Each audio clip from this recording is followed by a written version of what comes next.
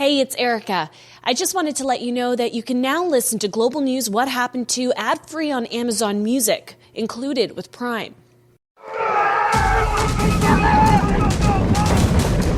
An explosive push forward and rapid-fire footwork thrusts team members into a sled as it cuts through the icy track.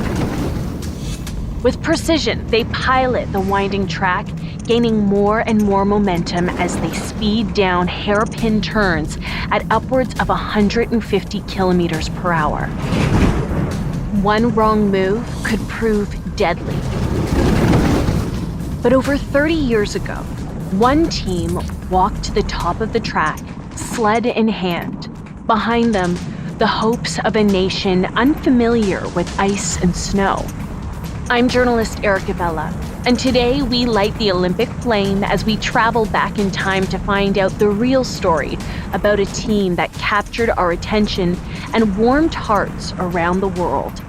This is Global News What Happened To the Jamaican Bobsled team.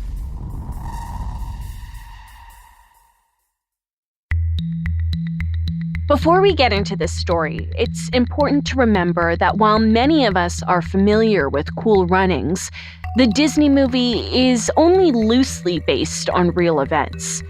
The story you're about to hear comes from one of the original team members of the '88 Jamaican bobsled team, and the real work that went into getting into the Calgary Winter Olympics. Devon Harris is a 3-time Olympian, and he said he's always had a love for sport. Yeah, you know what? Let me go all the way back.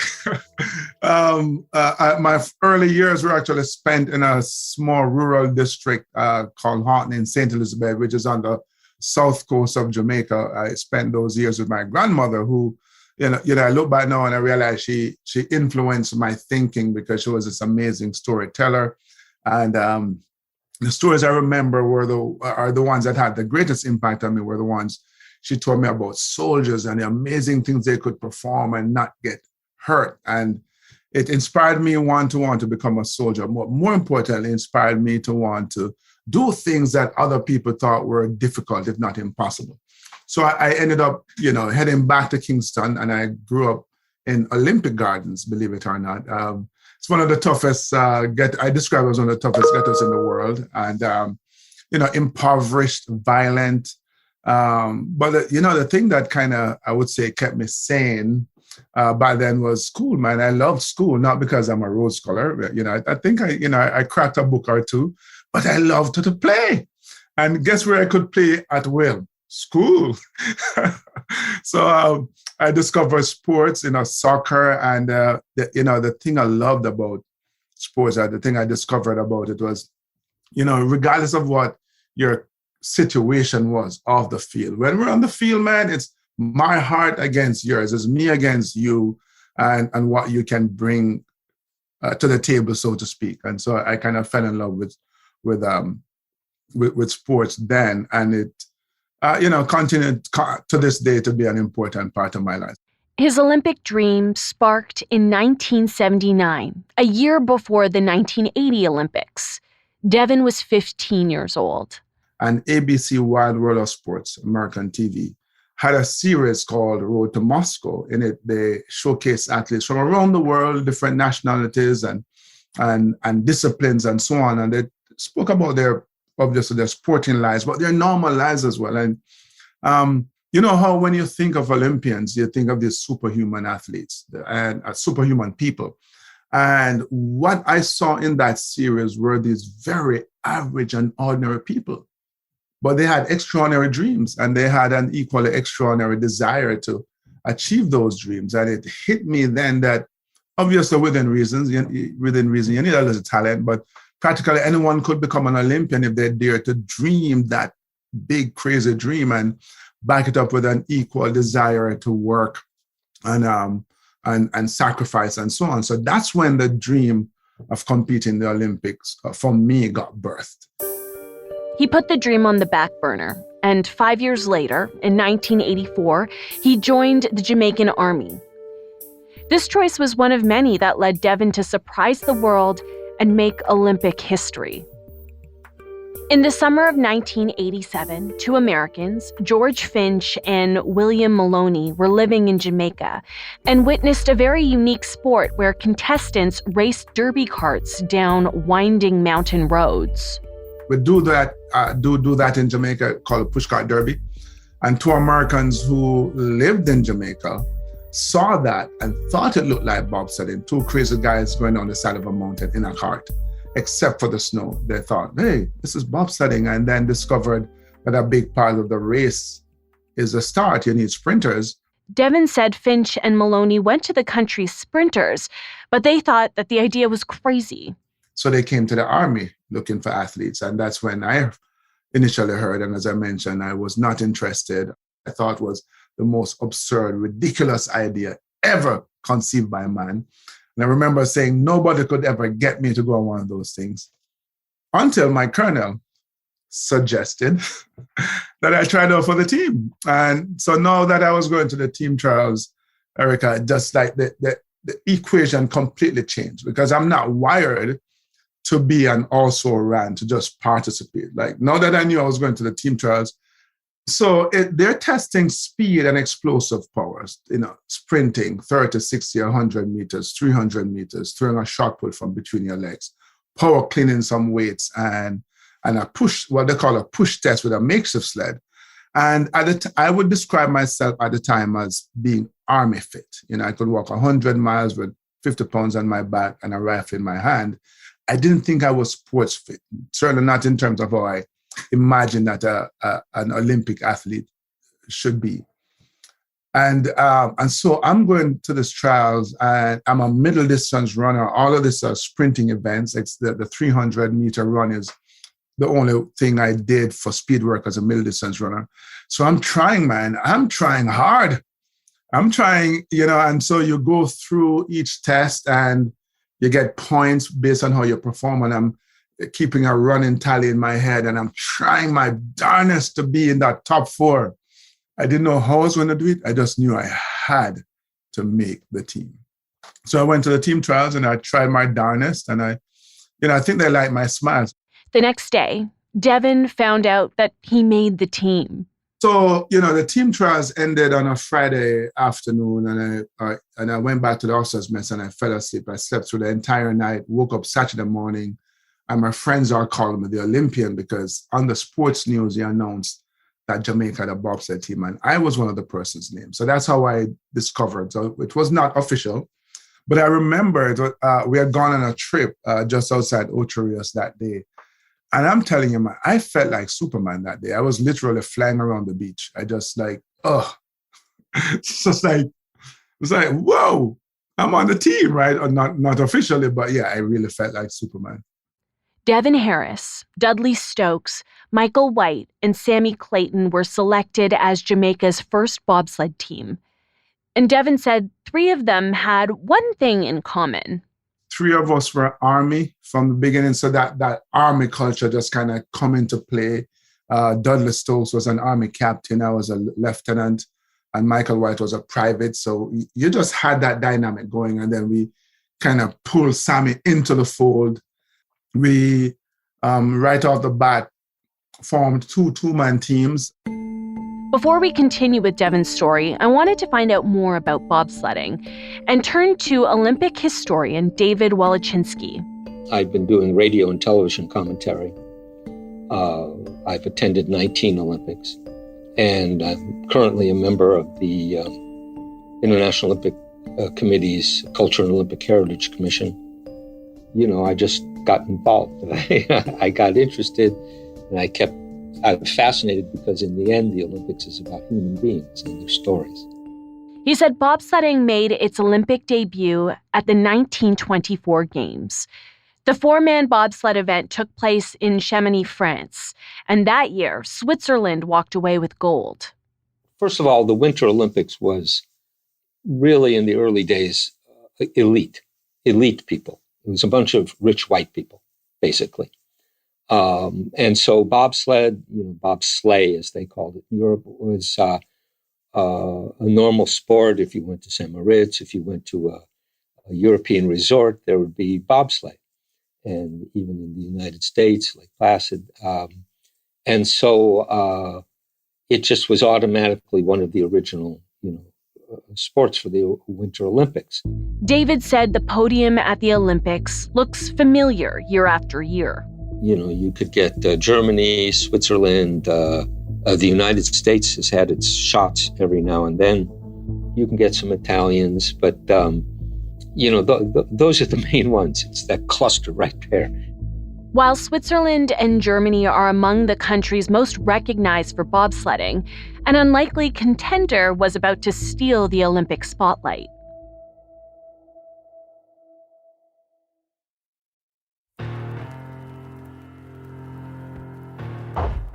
The 15th Winter Olympics were scheduled to open in Calgary in mid-February. Jamaica's bobsled team had been chosen only months before, in the summer of 1987. So, how was the team supposed to train for a winter sport in a Caribbean country? So most people find it difficult to even imagine how you train. So let me put things into perspective for you. When our team got started, there were 16 tracks in the world? So America had only one then. Canada had just gotten theirs.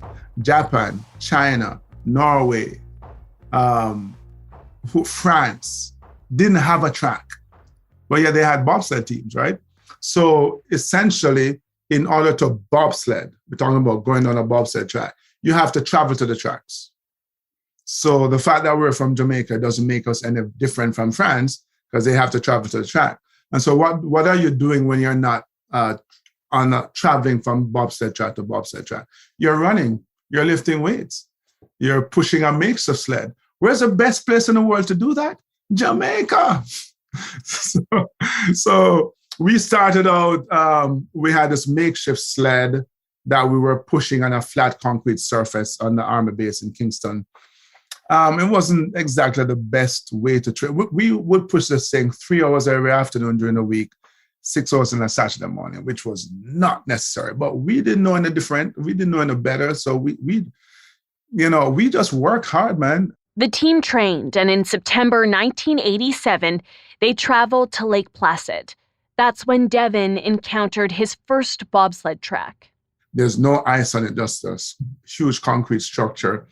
And I remember looking at the track, especially the parts where the corners meet the straightaway and how narrow it was. And I'm thinking to myself, how the hell are we going to get through that as I'm thinking about the speeds? And then my next thought was, well, others have done it, so I guess we'll have to figure out how to do it as well. When we went to Lake Placid, we did not go down the track. We went there to meet our coach and to see what a bobsled track looked like, basically, and what a bobsled looked like, because we didn't know what any of those things look like. You've probably seen it in action. A sled that resembles a small spaceship zips around an icy track with tight turns at incredibly high speeds. Modern bobsled teams compete for the fastest times, which are based on an aggregate time from several runs. If you live near snow, you might remember jumping on a sled on a snow-covered hill and flying down. It's a lot of fun. Early sleds were adapted from toboggans, but today bobsledding is on a whole other level.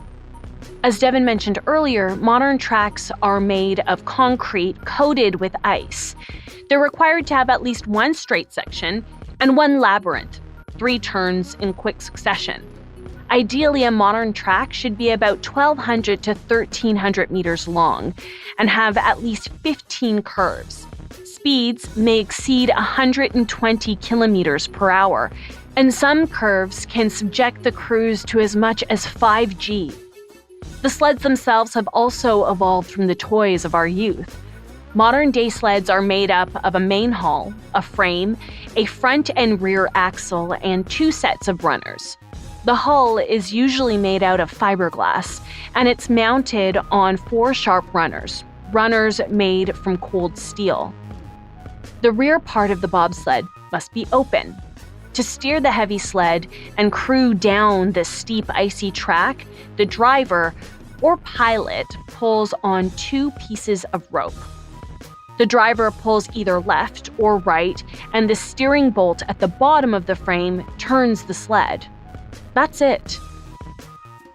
I couldn't imagine the precision needed to navigate those quick winding turns and the insane G-forces. Here's Devon to tell us what it was like.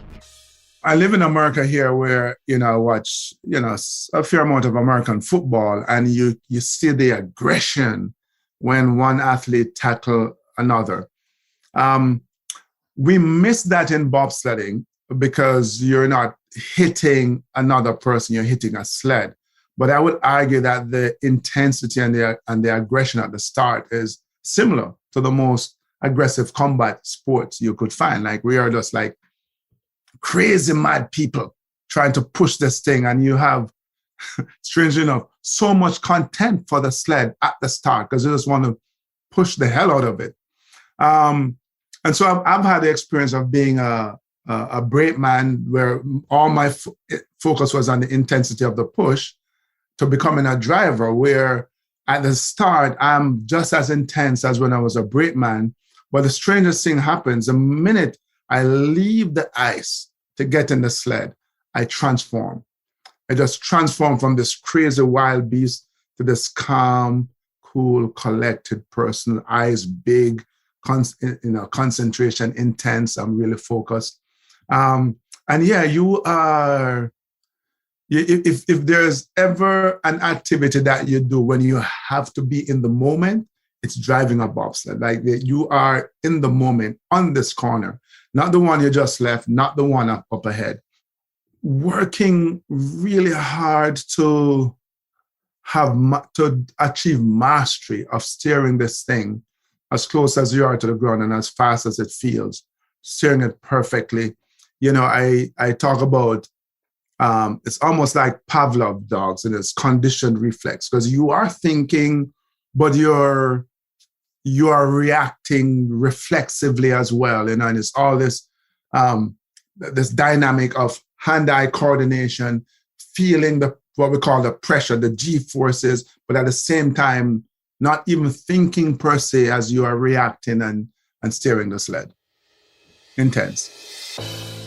Intense sounds like a bit of an understatement, if you ask me. And I asked Devon what it was like the first time he went down the track in October 1987 when the team traveled to Calgary. I was scared to death. I was scared. And I just remember resigning myself. I said, if I die, I die, but I'm going. And we had 3 runs that evening. And by my 3rd run, I was still scared to death, but hooked on the sport. This was it. This was my thing. Devon and his other teammates were Jamaica's first ever bobsled team. And he said they weren't always taken seriously by the international community. Well, they laugh. They think it's a joke. The biggest, we had that, I think by the time we got back to Calgary for the Olympics, the world knew there was a Jamaican bobsled team, right? I remember being over in Europe and people see 4 black guys in similar jackets and go, "Hey, are you guys American basketball players?" And I didn't realize that so many Americans went to Europe to play basketball. And we go, "No, we're Jamaican bobsledders," and they just would not believe, And being the jokester that I am, one day I said to a guy, "Actually, we're uphill skiers from the Congo." And he goes, "Really?" He believed that, So fact is stranger than fiction. It's fuel to the fire. You think I can't do something? Oh, wonderful. Thank you for that motivation. Yeah. We were not discouraged by the jokes and the naysayers. It just made us more eager and more determined to get it done. Devon said they knew they were walking into the '88 Olympics as underdogs. What I want to say is that the fact that you're an underdog doesn't mean you don't have a chance. You just have to keep working and keep honing and developing those skills to give yourself a shot. And so that's what we did. There's one moment that sticks out to him, and it happened as they were getting ready to compete. We're in Calgary. It snows. We wanted to use a push track, which was outdoors. Other teams wanted to use it as well. Nobody wanted. The track workers were very busy doing other things. So the Jamaicans get shovel and broom and spend an hour and a half clearing the snow off the push track so we could have a 30-minute training session. A dude came from one of the newspapers to do a story on us, and they needed pictures. And he thought it would be cool for us to be in the sled with the shovel and the broom, having a fun picture. And I'm like, wow, the commitment, the dedication that we just demonstrated to clean this track, spend an hour and a half cleaning it for a 30-minute training session, is totally lost on him. And the fact that all the other teams are inside, keeping warm, waiting for somebody else to do it, right? And so, yeah, when you don't have the resources, you have to be more creative. You have to make, greater sacrifices. And you, as I said earlier, as an underdog, you have to be working overtime just to kind of get up to snuff to try and take on the big boys, as it were. Meanwhile, training for the Olympics continued. They spent a total of 6 weeks in Calgary in October '87, and then they went to Europe. Went to Innsbruck, Austria, did some training there as well, and then spent the month of January '88 in Lake Placid, New York. It ain't a lot of training, trying to go to the Olympics. And so you're going through the steep learning curve of learning the sport, but at the same time trying to develop enough mastery so you can say you're competing against the best in the world. It was a handful, to say the least.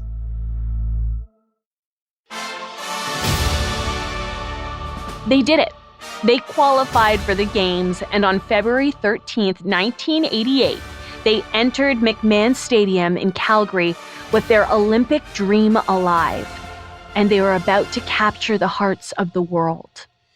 You march in the opening ceremony, and you grew up watching the Olympics, and you see these men and women marching in the opening ceremonies, and you're thinking, wow, those are some of the best athletes in the world. And then here it is, on this day, you set foot in an Olympic stadium, 50,000 people screaming. They look off to your right, and there are more cameras than you can count, believe me. And you know in this moment that your image is on television sets across the world, and there's some little kid thinking that, wow, he must be one of the best athletes in the world. And you're hoping you can live up to that moment, right? So in that moment, you are indeed living your dream. And then I describe the Olympics as utopia. 16 days of being shut off completely from the rest of the world, right? There's no social media. And so you're in the village and you're meeting people who under normal circumstances you'd never meet. And 88 in particular was special because I was a newly minted army officer who was trained to believe that everyone behind the Iron Curtain was evil. And here I am in the Olympic Village. After my right is a guy from Poland. After my left is a guy from East Germany. And I'm killing the Pac-Man. So I'm dating myself now. Like I'm killing the Pac-Man, right? And then you come to realize that the only real difference between us is ideology. We suffer from the same frailties and foibles, and we are pursuing very similar aspirations. And so that made it extra special for me. The Jamaican bobsled team had only been together for a few months, and as they got ready to compete in the two-man bobsled competition, things changed. So we actually started out as two-man teams, actually. And then my driver, Sammy, left the program. So we really went to the Olympics knowing that we're doing two-man. We had never raced a four-man bobsled before, but we did it at the Olympics. It was a last-minute decision. Sammy Clayton dropped out, and the team was down to one pilot, Dudley Stokes. It's kind of crazy if you think about it. So most people don't realize that the first time in the history of Jamaica bobsled, perhaps in the history of the Olympics, never thought of that before. The first time somebody was racing in an event at the Olympic Games was at the Olympic Games.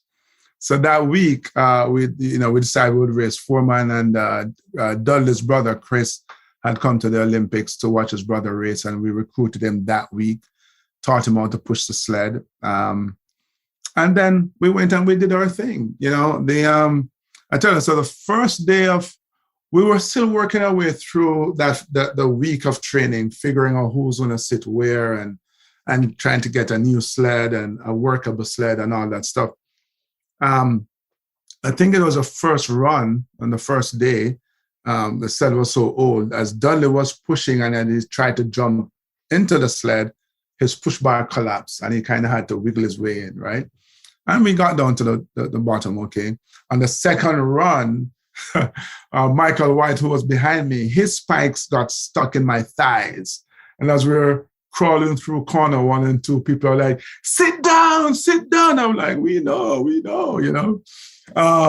But I was eventually able to dislodge him and he took his seat because otherwise it would have been an interesting ride for him.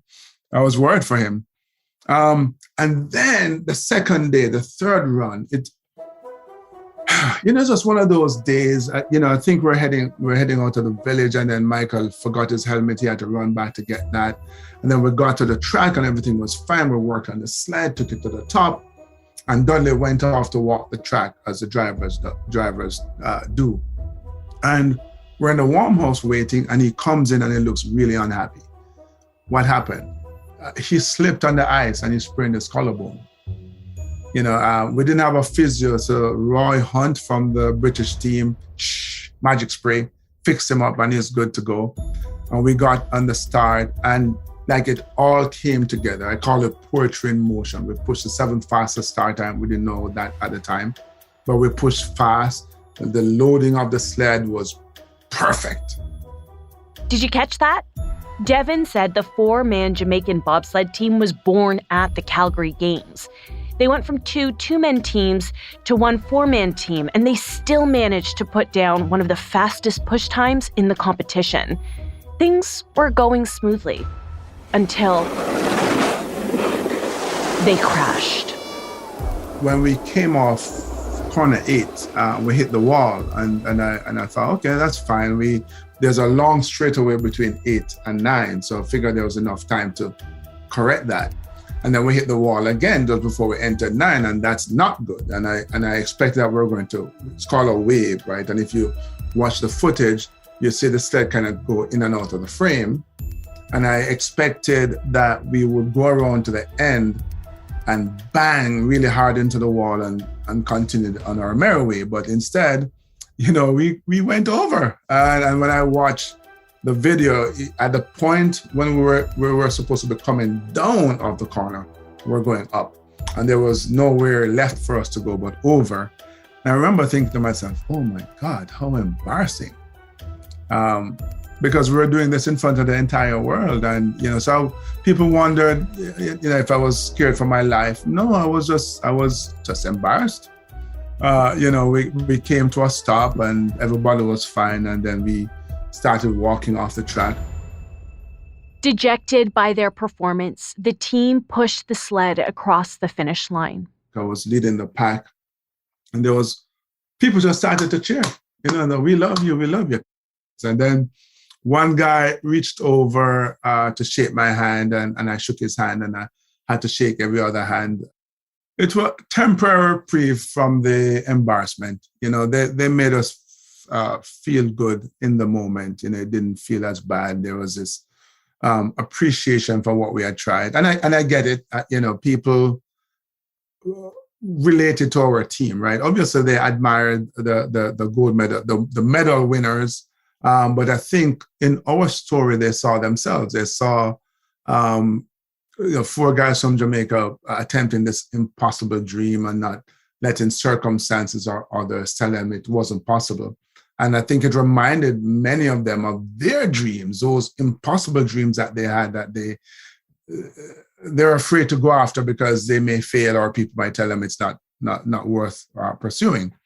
So yes, in that moment, we felt a little better. They cheered us up a little better, but yeah, you can't get over the sting of that defeat. The gold went to Team Switzerland, while Team Jamaica was disqualified from the '88 Winter Olympics. But it wasn't a complete loss for the Jamaican bobsled program. Dudley Stokes and Michael White finished 30th in the 2-man event in Calgary. Devon said that as the team made their way back home to Jamaica, they weren't sure what kind of welcome they would receive. So the lowest point of the '88 experience was that crash. And and feeling like we had let down an entire nation. And we're quite frankly worried about going home. We thought people would ridicule us. They would be so upset because we had gone to the Olympics and embarrassed Jamaica on the world stage. But they were so supportive. I mean, I joke all the time because the government actually made stamps with our faces on it, and so that was pretty cool. But people were very appreciative, very supportive. I would say they made excuses for us. The excuse that we're from Jamaica, we don't even have snow. Those were never things that factored in our preparation. We felt that we should succeed regardless of the fact that we're from Jamaica. So that was very nice of them. Loved it. But yeah, so in the end, though, I guess, if you're talking legacy, we started something that has now seen, young men who, geez, am I getting up there? I don't think they were born when I was competing.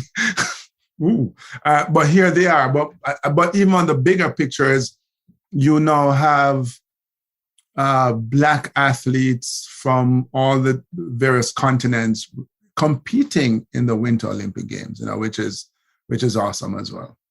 Jamaica's first bobsled team captured the world's imagination. And because of it, they even had a movie made about it. See you at the finish line. With the kinds of push starts these guys are capable of, we might actually see the Jamaicans win an Olympic medal. So this is it. We could see history in the making. Feel the rhythm. Feel the rhyme. Get on up. It's bobsled time.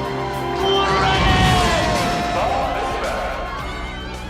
As I mentioned at the beginning of the episode, Disney's Cool Runnings very loosely depicted the story of Jamaica's first bobsled team.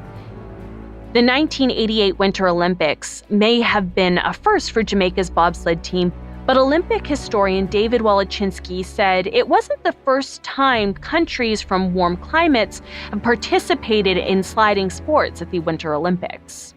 In 1984, there was a fellow named George Tucker who represented Puerto Rico in luge. So in 1988, well, first of all, you had this woman from the U.S. Virgin Islands named Ann Abernathy, who competed in luge. She actually finished 16 out of 24. It would have been a lot worse. She eventually competed in 4 more Olympics. Meanwhile, in the bobsled, there was also in the 2-man, Netherlands, Antilles, the U.S. Virgin Islands, Jamaica, and Mexico. And it was considered so amusing that they created their own unofficial Caribbean Cup for bobsledders from nations that didn't actually have snow. It was not formal, but it was the Jamaicans who caught people's attention. While Devon left the 1988 Winter Games disappointed, the Jamaican team was not deterred.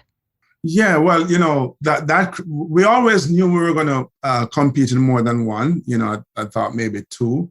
That crash in 88 made us even more resolute and sure that we were coming back. I always knew from the outset that I wanted to become a driver after getting on the team, because initially I wanted to be a brakeman.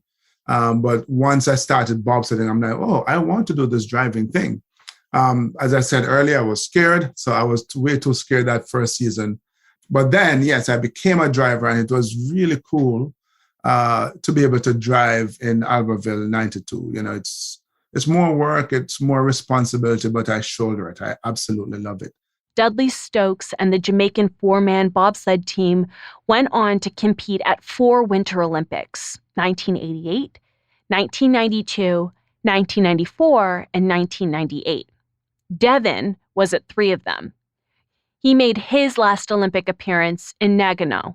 I didn't compete in the 94 games, but came back for 98. And in a way, that's my most special because it was so darn difficult to get there because of the funding and all that stuff. Almost an impossibility, and I haven't seen it yet, but I'd love to see that clip of me marching the opening ceremony, because somebody said I had the biggest grin. I remember looking at the other guys and go, I'm enjoying this, because you had to enjoy the moment after having gone through so much difficulty getting there. So, yeah, they're always very special. The 1998 Olympic Games in Japan was the last time Jamaica competed in the four-man bobsled event. That is, until now. For the first time in over 2 decades, the Caribbean nation qualified 3 bobsleigh teams for Beijing 2022. They will race in the 4-man, 2-man, and women's monobob, a brand new event at the Winter Olympics. I spoke to 4 team members, Nimroy Turgot, Rolando Reed, Ashley Watson, and Matthew Wekpe from Beijing. Here's brakeman Matthew Wekpe. We're a new crew. We met in Lake Placid on the 18th of September, and we had to learn from the start, how to load together, who would go where. So, the fact that we was able to do that and finish in the top 50% to get to this games, because this year, if I'm correct, was the hardest qualifying year ever that has been for nations to try and get to the Olympics. So the fact that we, start in September, we weren't sure. I'm sure our coaches would say they weren't sure that we were going to be able to qualify for the games. But, come November the 4th, when the season started, we were ready. We were loading at speed, and I think just the drive of seeing where we came from and what we had gave us the belief and just to keep going. Cool Runnings portrays Jamaica's 4-man bobsled team as novice, fledgling competitors in the sport. Brakemen Ashley Watson and Matthew Wekpe say when they're on the track, people quickly realize that stereotype is just not accurate. I think when we started competing, when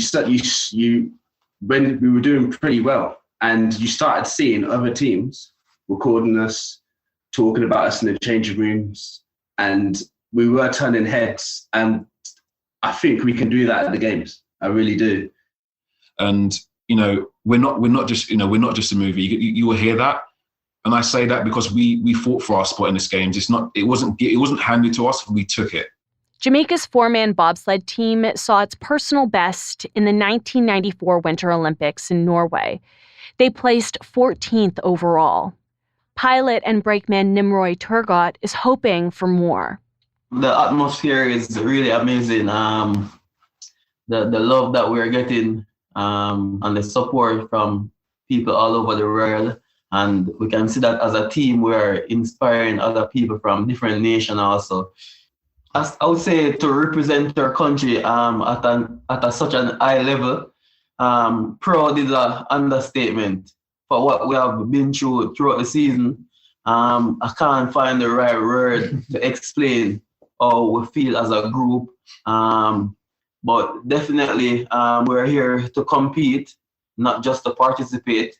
We're here to compete, and our main goal as a team is to better what the guys did before. For Matthew, it's more than results. We worked very hard to get here, and we do feel we deserved it because we fought for it. But, we're also about the next generation, next generations. We want the team to stay. We want the team to carry on, do better than we do, stay around. And it's not just bobsleigh. It's all sports. Not even just Jamaica. It's no matter where you come from, no matter what abilities you have, what disabilities you have, there is sport for you that you can take part in. And if you push and you believe in yourself, you can get to high places. Rolando Reed dreamed of going to the Olympics as a sprinter, something that Jamaica is known for, and he hopes their performance in Beijing fuels people back home to try a different kind of track, one covered in ice. So hopefully this will actually inspire the younger generation to come on board, because a lot of people back home still don't know about bobsleigh and don't know how it works. So I think with us being close and the media attention that we're getting, I think it will definitely open eyes to some of even the track athletes that would probably not make it in track and field back home, would actually see this as an opportunity to get to the elite level as well and get to represent their country at the highest levels. Matthew, Nimroy, Rolando, and Ashley are all following a track that was blazed by Devon and his team almost 35 years ago. Devon says what made it so special was something more than sport. Yeah, when we're pursuing this vision of competing in the Olympics, we were not thinking about legacy. We were just four guys who were trying our darnest to realize a personal dream of competing in the Olympics and representing our country. But I realize now that it's so much bigger than that. And I think it's true for all of us pursuing whatever ridiculous dreams that we may choose to pursue, that you can leave a legacy. And the legacy would be that you're inspiring others to go pursue their ridiculous dreams as well. And so it's flattering to be able to meet so many people from around the world who tells me how much our story has inspired them. And I'm encouraged that people still find the story inspiring, and it inspires them to go pursue their own dreams. And it's inspiring and flattering to see our young team in Beijing who want to carry on that legacy as well. So hopefully we'll continue to make a positive mark in the world. That's what they call the Olympic spirit, and it transcends borders. You know, Pierre de Coubertin, when he founded the Games, it was really about shared pride and enjoyment in human athletic endeavors. Unfortunately, we have become so fixated on winning. And I'm not saying winning is fun. I like winning. I like the idea of winning. But I think at the Olympic Games, we can celebrate the winners, but we can also celebrate those who, quite frankly, oftentimes in modern day sports, the thing that distinguishes the winners from the losers, so to speak, are resources and opportunity.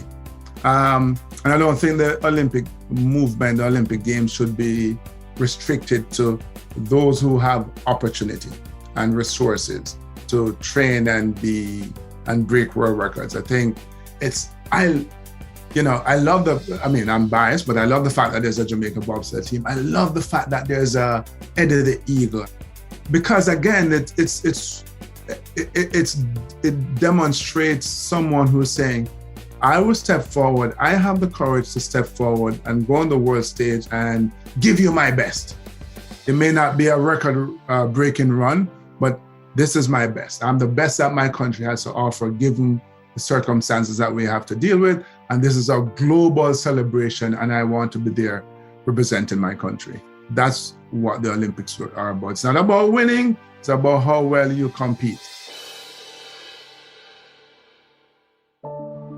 Thank you for joining me this week.